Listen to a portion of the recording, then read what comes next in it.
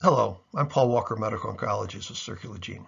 I would like to welcome you to another case presentation in our ongoing Molecular Tumor Board Series.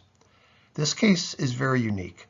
There was never any confirming tissue diagnosis of malignancy, although radiographically highly suspicious, but it was the liquid biopsy plasma next generation sequencing which did identify pathogenic circulating tumor DNA convincing of a malignant process, but even more importantly in its management, the specific ctDNA alterations were able to pin down the anatomical primary site.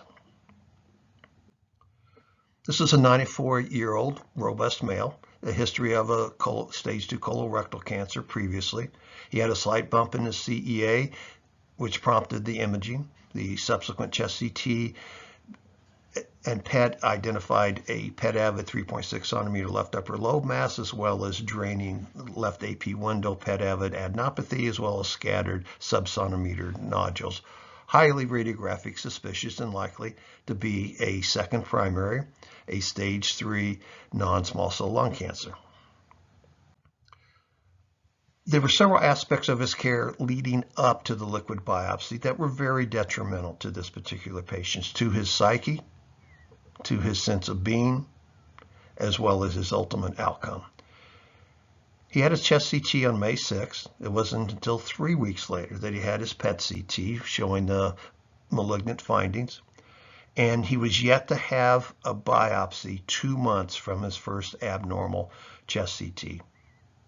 And this led this particular patient to decide on July 14th he had had enough. Nobody really cares. Why should he? He's sick and tired of prodding and poking and no answers and no treatment and no direction. So he decided no more labs, no procedure, or any treatment. Delays impact the patient's sense of being and being cared for, and very detrimental. They want hope, they want a plan, they want to focus, and when it's delay after delay after delay, they don't have a plan, they don't have a focus, and it erodes their hope. The other thing that happens with the delay is survival falls. This was a meta-analysis of 7 major cancer types: bladder, breast, colorectal, lung, cervix, head, neck, 3 different treatment modalities: surgery, systemic treatment, radiation therapy, and a 4-week delay was associated with increased mortality across all of these cancers, across all of the treatment modalities. 4 weeks. This is a particular study in lung cancer looking at the time from diagnosis to treatment. If it's more than 30 days, it's the light gray line. If it's less than 30 days, from diagnosis to treatment, starting treatment from diagnosis within 30 days, it's the black line. A doubled survival outcome. This was in non-small cell lung cancer across all stages 1, 2, 3, and 4. At 30 days, patients die that could otherwise be alive with the same treatment if that treatment was started within 30 days from diagnosis to treatment. That's the most important time interval. Now, in this particular patient, the Circulogene liquid biopsy plasma NGS returned on July 18th after his decision to step towards no further medical intervention, care, or treatment. Microsatellite instability was stable, but he did have 2 pathogenic and very revealing ctDNA findings. One was the KRAS, and it was an A146T codon mutation. He also had an ATM mutation, an R1898. Both of these are pathogenic, and both of these ctDNA alterations have a specific anatomical primary site. Looking at KRAS mutations, it used to be, all we said, it was a KRAS mutation. That was it. Now we need to know that there are specific KRAS mutations, and they matter. KRAS in exon 2, it'll either be the codon 12 or codon 13 mutations. G12C in non-small cell is specifically targetable. No other KRAS mutations are. The KRAS exon 3 mutations will be in codon 61, but in KRAS exon 4, there's codon 146 and codon 117. Very rare, but very real and very revealing. This was a study looking at cell lines in patients of where the KRAS A146 mutation came from. And it was dominantly either colorectal or less frequently AML or B cell, acute lymphoblastic leukemia.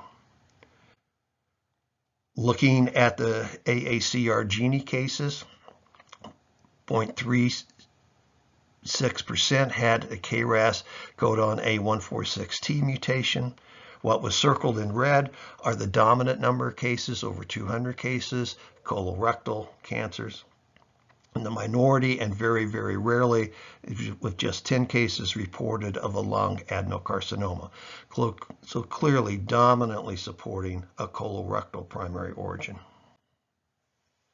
The ATM R1898 mutation also is dominantly from the large intestine, further supporting the diagnosis of metastatic colorectal cancer. Looking at KRAS A146 mutations and the distinct clinical behavior, and this was published in JCO Precision Oncology last year. This particular KRAS A146 mutation is the third most frequent KRAS mutation in colorectal cancer. It is associated with a higher tumor burden. It has an aggressive tumor biology, and it is associated with poor outcomes. Looking at the outcomes of patients with metastatic colorectal cancer with KRAS mutations, if you have a KRAS G12, 13, Q6, 1, or K117, the overall survival is over 20 months. Looking at KRAS A146, the median overall survival is only 10 months. So a very aggressive tumor biology and very poor outcomes, even with treatment. Despite the 2-month delay and no tissue diagnosis, the plasma next generation sequencing liquid biopsy with the KRAS A146T mutation and the specific ATM R1898 mutation strongly supported the diagnosis of a metastatic colorectal cancer and not a non-small cell lung cancer. There was no identifiable targetable treatment, further supported by being a colorectal primary, but the liquid biopsy provided that certainty that there was no simple pill that was going to be helpful. Colorectal microsatellite stable are not immune therapy sensitive, and this was not a non-small cell lung cancer, so no benefit impact or of immune checkpoint inhibitor therapy. So clearly there was no easy or effective therapy. But what this did for this particular patient and his family, he stepped to hospice.